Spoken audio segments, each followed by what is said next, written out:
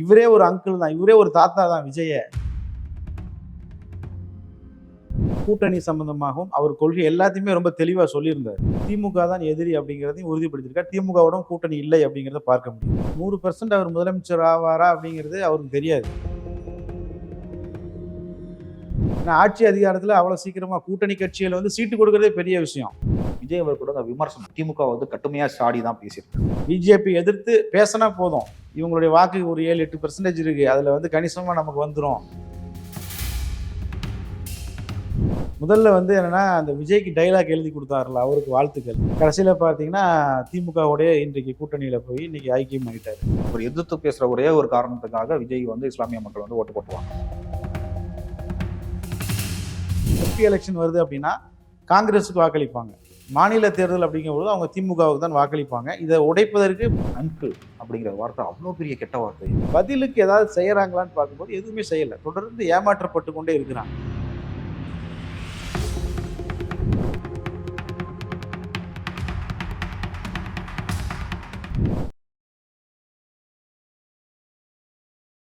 மக்கள் 369 நேயர்களுக்கு வணக்கம். இன்னைக்கு நம்ம கூட இருக்க நபர் பத்திரிகையாளர் திரு இஸ்மாயில் அவர்கள். சார் வணக்கம். வணக்கம் முரளி. எப்படி சார் இருக்கீங்க? நல்லா இருக்கேன். எந்த பக்கம் திரும்பினாலும் ஒரே பேச்சாக தான் இருக்குது. எல்லாருமே ஒரு எதிர்வினை ஆற்ற விதமாக நிறைய கருத்துக்களை சொல்லிகிட்டே இருக்காங்க.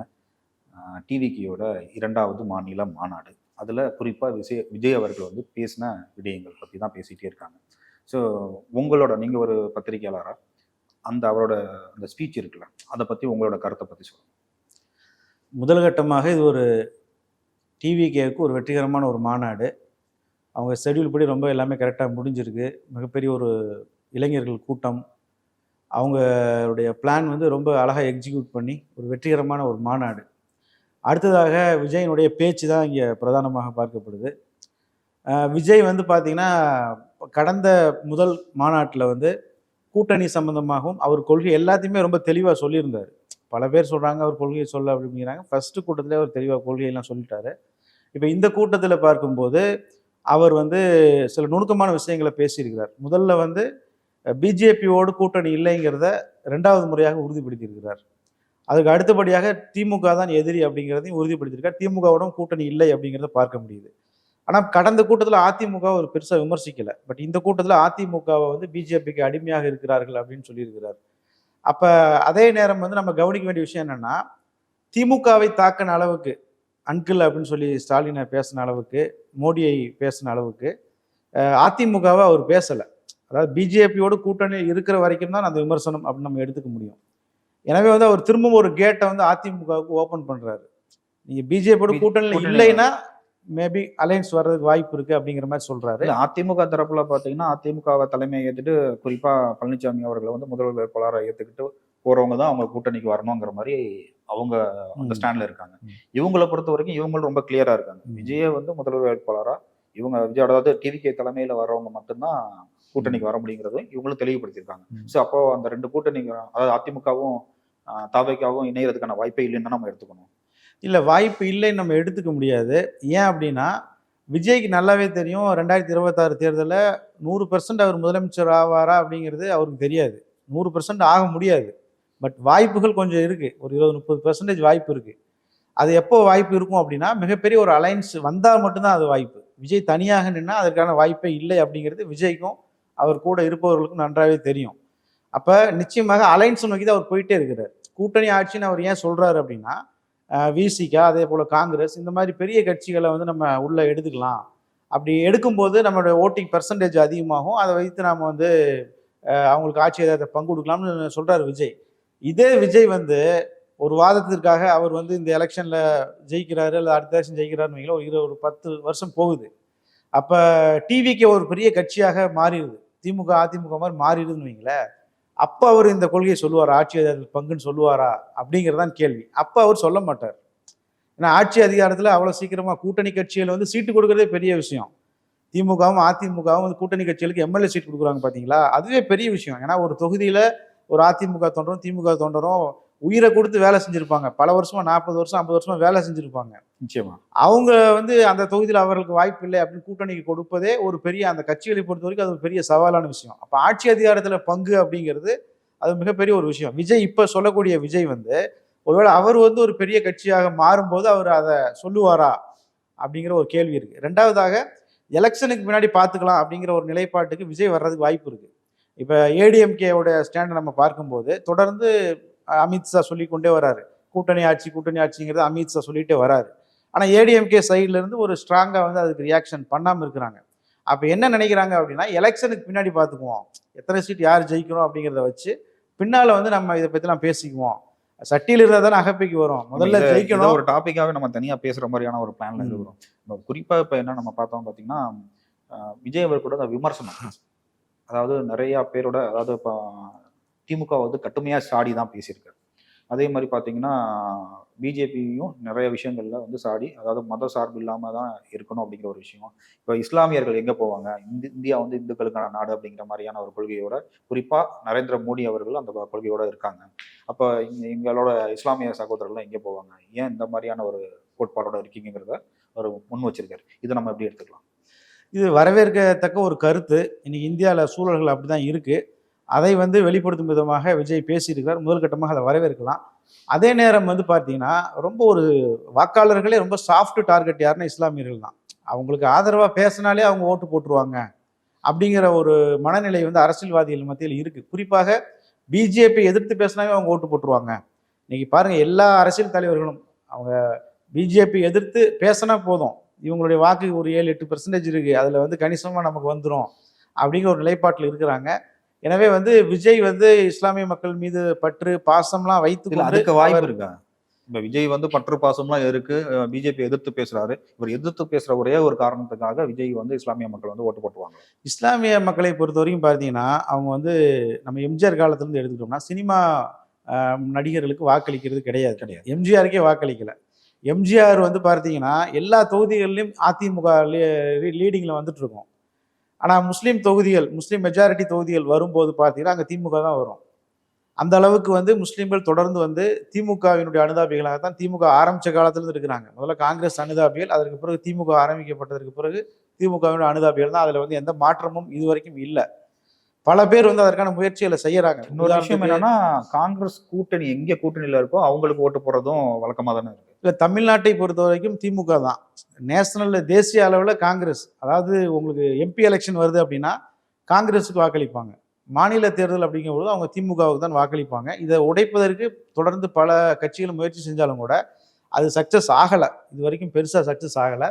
இப்போ விஜயும் அந்த ஒரு முயற்சியை வந்து மேற்கொள்கிறார், அப்படிதான் நம்ம பார்க்க முடியுது. ஏன்னா இஸ்லாமியர்களுக்கு இதற்கு முன்பு நிறைய எவ்வளோ பிரச்சனைகள்லாம் வந்தபோது விஜய் வந்து எந்த கருத்தும் தெரிவிக்கல. அவர் நடிகராக இருந்த வரைக்கும் எதுவுமே சொல்லலை. அரசியல் கட்சி ஆரம்பிக்கப்பட்டதற்கு பிறகு இஸ்லாமிய வாக்குகளை வந்து குறிவைப்பதில் விஜய் ரொம்ப கவனமாக இருக்கிறார். குறிப்பாக அந்த இஃப்தார் நிகழ்ச்சியாக இருக்கட்டும், அதே போல் வந்து தொடர்ந்து எந்த சட்டங்கள், இந்த பொது சிவில் சட்டம், அதே போல் சிஏஏ சட்டங்கள்லாம் வந்து இப்போ அரசுதலில் வெளியிடப்பட்ட போது அதற்கு எதிராக தொடர்ந்து அறிக்கைகள், ஏன்னா அதெல்லாம் பெருசாக யாரும் கவனமும் பெறலை. ஆனால் அதை கூட கவனித்து விஜய் அறிக்கை கொடுத்திருந்தாரு, வழக்கு கூட தொடுத்திருக்காரு. ஆமாம், வழக்கு தொடுத்திருக்கிறாரு. தொடர்ந்து அதாவது அந்த இஸ்லாமிய வாக்கை ரொம்ப ஃபோக்கஸ் பண்ணுறாரு விஜய். மற்ற வாக்குகளை விட இஸ்லாமிய வாக்குகள் வந்து வரணும் அப்படிங்கிறதுல ஃபோக்கஸ் பண்ணுறாரு. ஆனால் இஸ்லாமியர்கள் வாக்களிப்பாங்களா அப்படிங்கிற ஒரு கேள்வி எழும்போது அது மிக மிக குறைவு தான். அந்த ரசிகர்கள் வாக்களிப்பாங்க. அதே போல் வந்து பெண்கள் அப்படின்னு சொல்லும்போது இஸ்லாமிய பெண்கள், இந்து பெண்கள் அப்படின்லாம் இல்லை, ஒட்டுமொத்தமாக பெண்கள் வாக்குகள் பெருமளவில் அவர் ஈர்க்க போகிறாரு. அது வந்து கன்ஃபார்ம். அதே போல் இளைஞர்களுடைய வாக்குகளை பெருமளவில் அவர் ஈர்க்க போகிறார். இதில் இஸ்லாமியர்கள் எல்லாருமே இதில் இருக்கிறாங்க. பட் வந்து அரசியல் மயமாக்கப்பட்ட இஸ்லாமியர்கள்னு ஒரு குரூப் இருப்பாங்கல்ல, அவங்களுடைய வாக்குகளை அதிமுக எம்ஜிஆர்னாலே வாங்க முடியல. அதனால வந்து விஜய்க்கு வந்து அந்த வாக்குகள் வருவதற்கான வாய்ப்பு இல்லை. ரெண்டாவது ஒரு 7-8% முஸ்லீம் வாக்குகள் தான் மொத்தத்துக்கே இருக்கு, சரிங்களா? அதில் வந்து திமுக வந்து பெருமளவு வாக்குகளை வாங்கிடுவாங்க. மீதி இருக்கிற 1%, 2% வாக்குகளை தான் விஜய் அவர்களால் வாங்க முடியும். அது ஒரு பெரிய டிசைடிங் ஃபேக்டராக இருக்கும்னு அவர் நினைக்கிறார். எல்லா அரசியல்வாதிகளும் அதை நினைக்கிறாங்க, அது ஒரு பெரிய டிசைடிங் ஃபேக்டராக இருக்கும் அப்படின்னு. அதனால விஜய் அதை ரொம்ப கவனமாக ஃபோக்கஸ் பண்ணுறாரு. கண்டிப்பாக. இப்போ பிஜேபியை நம்ம எடுத்துக்கிட்டோம் அப்படின்னா, இப்போ அந்த சிறுபான்மைய மக்கள் நம்ம ஒதுக்கி பார்க்கக்கூடிய அவங்களோட ஓட்டை ஃபோக்கஸ் பண்ணாமல் இது வந்து கம்மியாக தான் இருக்குது. இதை விட பெரிய கடல் வந்து இந்துக்களோட ஓட்டு. ஸோ நம்ம இதை வந்து நம்ம எகென்ஸ்ட் பண்ணாதான் அந்த ஓட்டு முழுவதையுமே நம்ம கைப்பற்ற முடியுங்கிற ஒரு கொள்கையில தானே பிஜேபி பண்ணிட்டு இருக்காங்க. ஸோ அந்த ஸ்டாண்டுக்கு வேற யாருமே போகல பிஜேபி தவிர. தானே உண்மை. அது உண்மைதான். அதாவது என்னன்னா, உங்களுக்கு இதுல ரொம்ப ரொம்ப டெப்தா ரொம்ப டீட்டெயிலாக இதெல்லாம் பேச வேண்டிய விஷயம். ஒரு லைன்ல நம்ம 5 நிமிஷத்துல அதை முடிக்க முடியாது. பிஜேபியை பொறுத்த வரைக்கும் அவங்க வந்து ஒரு தரப்பு மக்களுடைய ஆதரவை பெறுறாங்க, அவங்களுக்கு வாக்குறுதிகள் கொடுக்குறாங்க. உதாரணத்திற்கு நீங்கள் பாபர் மசூதி விஷயத்தை எடுத்துக்கோங்க. அந்த பள்ளிவாசல் அந்த இடத்த இடிச்சிட்டு நாங்கள் கோயில் கட்டுவோம்னு சொன்னாங்க.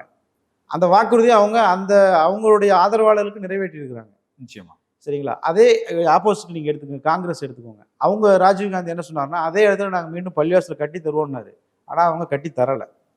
அப்போ என்னன்னா, பிஜேபி அதனுடைய கொள்கை தவறான கொள்கையாக இருந்தாலும் கூட, அது ஒரு மதவாத கொள்கையாக இருந்தாலும் கூட, பாசிச கொள்கையாக இருந்தாலும் கூட, அவங்களுடைய ஆதரவாளர்களுக்கு அவங்க கொடுத்த வாக்குறுதியை நிறைவேற்றுறாங்க. மத ரீதியான வாக்குறுதி. மற்றபடி பெட்ரோல் விலை உயர்வோ விலைவாசி உயர்வோ அதெல்லாம் கிடையாது. எல்லாத்துக்குமே அடிதான். சரிங்களா? பட் மத ரீதியாக என்னெல்லாம் சொல்கிறாங்களோ அதெல்லாம் அவங்க செய்கிறாங்க.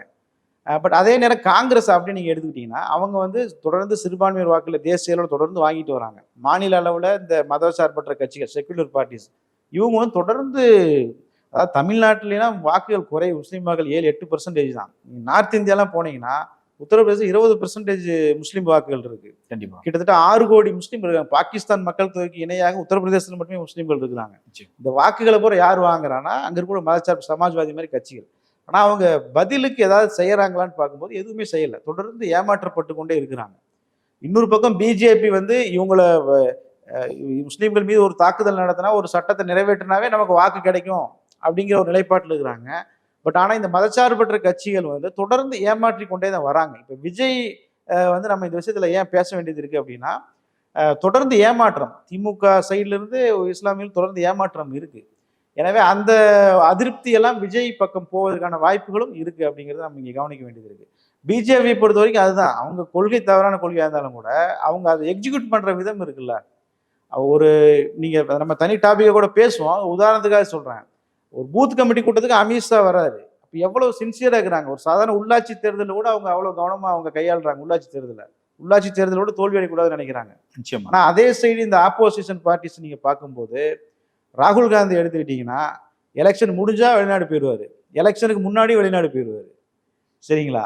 திடீர்னு அவருக்கு எப்போ மூடு வருதோ அப்போ அக்ரெசிவா ஏதாவது விஷயத்தை ஒரு மாசம் பேசிட்டு இருப்பாரு, அதுக்கப்புறம் காணாம போயிடுவாரு. அப்ப என்னன்னா மோடி அமித்ஷா அப்படிங்கிற அந்த ஒரு கூட்டணி, இந்த அவர்களுக்கு பின்னால் இருக்கக்கூடிய அந்த ஒரு நெட்வொர்க், அவங்களுடைய வேலைகள், இதுல வந்து ஒரு 10% கூட ஆப்போசிஷன் பார்ட்டிஸ்ட வந்து இல்லை. அதனால அவங்க வெற்றி பெற்று கொண்டே இருக்கிறாங்க. இன்னும் சரியான எதிரியை பிஜேபி பார்க்கல நேஷனல் லெவல்ல. அதான் நம்ம பார்க்க வேண்டியது. கண்டிப்பா நம்ம இதை பத்தி நம்ம டீட்டெயில்டா பேசுவோம். இன்னொரு விஷயம் நான் கேட்கணும். அங்கிள் அப்படிங்கிற வார்த்தை அவ்வளோ பெரிய கெட்ட வார்த்தையா? அந்த அங்கிள்னு சொல்லிட்டாரு அப்படிங்கிறதுக்காகவே ஆளாளுக்கு வந்து எப்படி சொல்லலாம், அரசியல் மாண்பு இல்லை, கொஞ்சம் அடிப்படை அறிவு இல்லை அப்படிங்கிற ரேஞ்சுக்கெல்லாம் பேச ஆரம்பிச்சிட்டாங்க. இல்ல தமிழ்ல நம்ம வஞ்ச புகழ்ச்சி அணிப்போம்ல, அந்த மாதிரி அங்கிள் அப்படிங்கிற வார்த்தையை ஏன் சொல்லணும்? அதாவது ஒருவரை பார்த்து அவரு ரொம்ப அறிவாளி அப்படின்னு சொல்லி சிரிச்சுக்கிட்டே சொன்னா என்ன அர்த்தம்? அவரை கிண்டல் பண்றன்னு அர்த்தம். அதே மாதிரி அவரு அங்கிள் அப்படின்னு கிண்டல் பண்றதாக நினைச்சு ஸ்டாலினை வந்து அப்படி சொல்லியிருக்கிறார். இவரே ஒரு அங்கிள் தான், இவரே ஒரு தாத்தா தான் விஜய. சரிங்களா? அவரும் ஒரு தாத்தா தான். சரிங்களா?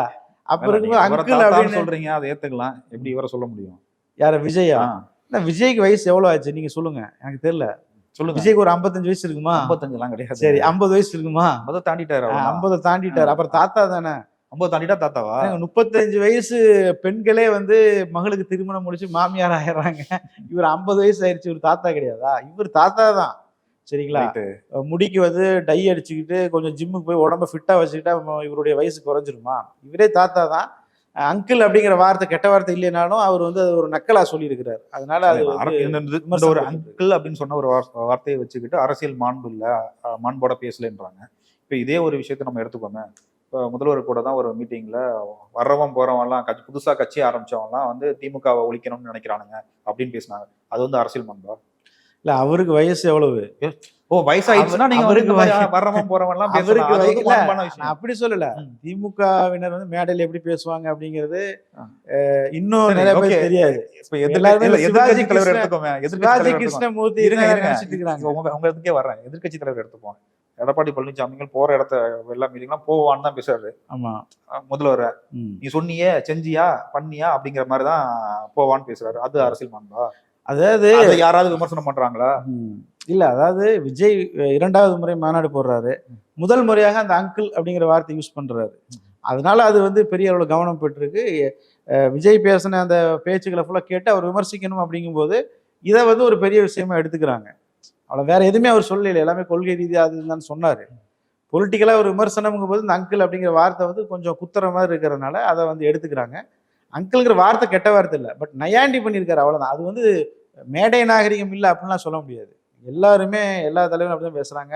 திமுகவினர் மேடையில பேசும்போது தாண்டிலாம் திமுகவில் இருக்கிறவங்க எல்லாம் எவ்வளோ அதான் சொல்ல வரேன். அப்பட்டமா கெட்ட வார்த்தைகள்லாம் பேசுறாங்க. அதுதான் சொல்றேன். இன்னும் ஒரு மினிஸ்டர் கூட வந்து பெண்கள்லாம் குடியிருக்க கூட்டத்துல என்ன சொல்றது பட்டை அடிக்கிறது, நாமம் போடுறதெல்லாம் அதுக்கு எதுக்காகங்கிற மாதிரியான விஷயங்கள்லாம் பேசினாங்க. அதெல்லாம் அரசியல் மாண்பா அவங்க எடுத்துக்கும் போது ஒரு அங்கிள்ங்கிற வார்த்தை வந்து அரசியல் மாண்பு இல்லாம போயிடுச்சாங்கிறது தான் என்னோட கேள்வி. இல்ல, அரசியல் மாண்பு இல்லை, இந்த ஒரு வார்த்தையை வச்சு அவர் அரசியல் மாண்பு இல்லாம பேசிட்டாருலாம் சொல்ல முடியாது. நக்கலா பேசியிருக்கிறாரு, விஜய் விமர்சிக்கணும் அப்படிங்கிறதுக்காக வேண்டி அதை ஒரு பெரிய ஹைலைட்டா எடுத்துக்கிறாங்க, அவ்வளவுதான். பிஜேபியோட முன்னாள் மாநில தலைவர் திருமதி அண்ணாமலை இல்ல திருமதி ஓகே, தமிழிசை சவுந்தரராஜன் இருக்காங்கல்ல, அவங்க என்ன சொன்னாங்கன்னா, விஜய் சொல்லியிருந்த ஒரு விஷயம் என்னன்னா, தாமரை இலையில தண்ணி கூட ஓட்டாது, தமிழ்நாட்டு மக்கள் எங்க தாமரைக்கு ஓட்டு போட போறாங்க அப்படிங்கிற மாதிரியான ஒரு விஷயத்த எங்களோட கொள்கை எதிரியே பிஜேபி தான்ங்கிற மாதிரி பேசினதுக்கு இவங்க திருப்பி பேசியிருந்தாங்க. தாமரையில தண்ணி ஓட்ட வேண்டாம், ஆனா தண்ணிக்குள்ளதான் தாமரையே முளைக்குது, இவர் கொள்கை எதிரின்னு சொல்றாரு, ஆனா இவரோட கொள்கையை நான் இது வரைக்கும் முழுமையா சொல்லலைன்றாரு அப்படிங்கிற மாதிரியான ஒரு விமர்சனம் வச்சிருக்காங்க. இவங்களோட கொள்கையை முழுசா சொல்லவே இல்லையா? விஜய் அவர்கள் கொள்கையை முழுசா சொல்லலையான்னு கேட்குறேன். கொள்கைங்கிற ஒரு விஷயத்த அவங்க வந்து மேற்கோள் காட்டி வெளியில பேசவே இல்லையான்னு கேட்குறேன். முதல்ல வந்து என்னன்னா, அந்த விஜய்க்கு டைலாக் எழுதி கொடுத்தாருல, அவருக்கு வாழ்த்துக்கள். இந்த தாமரை இலை தண்ணீர்லாம் அழகா எழுதி கொடுத்துருக்காங்க. அந்த ஸ்பீச் ஃபுல்லாவே நல்லா அழகா எழுதி கொடுத்துருக்காங்க, சூப்பரா அதை பிரசன்டேஷன் பண்ணியிருக்கிறாரு. அதுக்காக விஜய் நம்ம வாழ்த்து, விஜய்க்கும் ஒரு வாழ்த்து தெரிவிக்கலாம். மற்றவங்க எல்லாம் வந்து உள்ள இருந்து வெளியில அப்படியே உள்ள இருந்து பேசுறாங்க, யாரும் எழுதி கொடுக்காம பேசுறாங்க, எழுதி கொடுத்ததை தப்பா பேசுறவங்க எல்லாம் இருக்காங்க. ஆமா, எழுதி கொடுக்கறத தப்பா, அதான் சொல்றேன், அதுதான் வாழ்த்துக்கள் சொல்றேன். எழுதி கொடுத்ததை தப்பா பேசுறவங்க இருக்கக்கூடிய நிலையில எழுதி கொடுத்து ரொம்ப அழகா பிரசன்ட் பண்ணியிருக்கிறாருல, அதுக்காக அவரு நம்ம வாழ்த்தலாம். கம்பராமாயணத்தை எழுதுன சேக்கிலாருன்னு சொன்னவங்க எல்லாம் இருக்காங்க. சரி, அது டங்கு ஸ்லிப்பா இருந்தாங்க. டங்கு சில நேரங்களில் தொலைக்காட்சி சேனல்ல பாருங்க, திமுக தலைவர் கருணாநிதிகளும் அதிமுக தலைவர் போட்டிருக்கிறாங்க, அதிமுக பொதுச் செயலர் ஜெயலலிதா திமுக போட்டிருக்காங்க. டங்கு ஸ்லிப் ஆகுது, ஹூமன் எரர் தான். சரிங்களா? அடுத்ததாக வந்து நீங்க பார்க்கும்போது கொள்கை, அரசியலை பொறுத்த வரைக்கும் கொள்கை அப்படிங்கிறத எந்த கட்சிக்குமே பெருசா வந்து கிடையாது. பிஜேபியோட கொள்கை என்ன, திமுகவோட கொள்கை என்ன, 2 பேர் கூட்டணி வச்சாங்க. அதிமுகவின் கொள்கை என்ன, பிஜேபி கொள்கை என்ன? இவங்க சமூக நீதி கட்சி, அவங்க வந்து சமூக நீதி இடஒதுக்கீட்டு எதிரான சிந்தனை கொண்டவங்க, 2 பேர் கூட்டணி வச்சாங்க. இப்போ அரசியலை பொறுத்த அரசியலுக்கும் கொள்கைக்கும் சம்மதம் இல்லை. ரெண்டாவது, விஜய் வந்து அவரோட கொள்கையை வந்து ரொம்ப தெளிவாக ஃபர்ஸ்ட் மாநாட்டிலே சொல்லிட்டாங்க. சரிங்களா? பெரியார் அண்ணான்னு சொல்லிட்டாரு. பெரியாருடைய கொள்கையில வந்து கடவுள் மறுப்பை கைவிடுறோம் அப்படிங்கறத சொல்லிட்டாரு. தனி மனித சுதந்திரத்துக்கு விட்டுறோம் அப்படின்னு சொல்லிட்டாரு. அவங்க முடிவு பண்ணிக்கலாம்னு சொல்லிட்டாரு. சமூக நீதி, ஜாதி, இதை விட அவங்க கட்சியோட பேரோட சேர்த்து ஒரு கேப்ஷன் ஒண்ணு, பிறப்புக்கும் எல்லா உயிருக்கும் மாதிரியான ஒரு விஷயம், எல்லாருக்குமான அரசியலை தான் முன்னெடுத்துட்டு வர்றோங்கிற விஷயத்த சொல்லிட்டாங்க. இதை விட என்ன கொள்கையும் உங்களுக்கு சொல்லணும்? அதான், அதாவது திமுக தான் முன்னாடி கேட்டே இருந்தாங்க, கமலஹாசனுடைய கொள்கை என்ன, கொள்கை என்னன்னு கேட்டாங்க. அவர் வந்து புத்தகமா வெளியிடுறேன்னாரு. புத்தகமா வெளியிடலன்னு சொல்லும்போது இல்லை நான் வாயில சொல்லணும்னாரு. அப்ப கடைசி வரைக்கும் வெளியிடல. கடைசியில பாத்தீங்கன்னா டிவியை உடைச்சாரு. கடைசியில பாத்தீங்கன்னா திமுகவுடைய இன்றைக்கு கூட்டணியில போய் இன்னைக்கு ஐக்கியம் ஆகிட்டாரு. அப்ப கொள்கையே சொல்லாம எம்பி ஆயிட்டாரு கமலஹாசன். சரிங்களா? எம்பி ஆகிறதா கொள்கையா இருந்திருக்கலாம். எம்பி ஆகிறதா கொள்கை, அதை நிறைவேற்றிட்டாருன்னு வைங்களேன். எனவே அரசியல்ல வந்து கொள்கை, அரசியல் அப்படின்னா கொள்கை ரொம்ப முக்கியம். ஆனா இன்றைய அரசியல்ல கொள்கை அப்படிங்கிறது தேவையில்லாத மாதிரி ஆகி போயிடுச்சு. ஏன்னா யாருமே அந்த கொள்கைகளை ஃபாலோ பண்றது கிடையாது. எனவே வந்து விஜய் தெளிவா சொல்லிட்டாரு, இதுதான் கொள்கை. பெரியாரிடம் வந்து சமூக நீதி, ஜாதி ஒழிப்பு எடுத்துக்கிட்டாரு. கொள்கை தலைவர் சொல்லி 5 பேர் அடையாளப்படுத்திருக்காங்க. அவங்களோட கொள்கையை நம்ம பின்பற்ற போறோம்ன்றாங்க. குறிப்பா வந்து பிறப்புக்கும் எல்லா உயிருக்கும் ஒரு கேப்ஷனை சொல்லி எல்லாருக்குமான அரசியல் சொல்லிட்டாரு. இன்னும் தெளிவா சொல்ல போனா ஒரு திராவிட கட்சி தான் ஒரு விஜய். பேர்ல வேணா டிவிகே அப்படின்னு இருந்தா கூட அவர் வந்து ஒரு திராவிட கட்சியாக தான் தன்னை அடையாளப்படுத்திக்கிட்டார். திமுக, அதிமுக அடுத்து ஒரு திராவிட கட்சியாக தன்னை அடையாளப்படுத்தி இருக்கிறாரு. இதற்கு மேல கொள்கை சொல்லணும் எந்த அவசியம் கிடையாது. திராவிட கட்சின்னு சொல்றதை விட தமிழ் தேசியமும் திராவிடமும் எனக்கு வேற கிடையாது, ரெண்டும் ஒண்ணுதான் அப்படிங்கிற மாதிரி சொல்லியிருக்காரு. நம்ம திராவிட கட்சின்னு சொல்லி அடையாளப்படுத்தலாம் சொல்லலாம். ஆமா, ரெண்டையும் சேர்த்து சொல்லியிருக்கிறாரு. இல்ல, குறிப்பாக இந்த தமிழ் தேசியம் சொல்லக்கூடியவங்க பெரியாரை ஏற்றுக்க மறுக்கிறாங்கல்ல, இவர் வந்து ஏத்துக்கிறார். அப்படிங்கும்போது தமிழ் தேசியத்தில் கூடுதலாக திராவிட சித்தாந்தத்தை அவர் உள்வாங்கி இருக்கிறார். சரிங்களா? அப்படி எடுத்துக்க முடியுது நம்ம. எனவே வந்து என்னன்னா, பிஜேபி வந்து கொள்கை பற்றி பேசுவதற்கு பிஜேபிக்கு என்ன இது அருகதை இருக்கு அப்படிங்கிற நமக்கு தெரியல. தமிழிசை காலாவதி ஆகிட்டாங்க, கவர்னர் பதவி போயிடுச்சு. அதனால வந்து இப்போ 10ஓட 11 தலைவர் ஆகிட்டாங்க. பிஜேபியோட எதிர்காலம் எப்படி இருக்குன்னு தெரியல.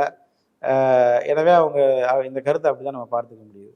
கண்டிப்பா விஜய் அவர்களோட 2வது மாநில மாநாடு தொடர்பா நீங்க நிறைய விஷயத்த பயந்துக்கிட்டீங்க. தொடர்ந்து நம்ம நிறைய விஷயங்கள் பேசுவோம். இப்போ கொடுத்த அந்த நேரத்துக்கும் ஏற்கனவே ரொம்ப நன்றி. ரொம்ப நன்றி.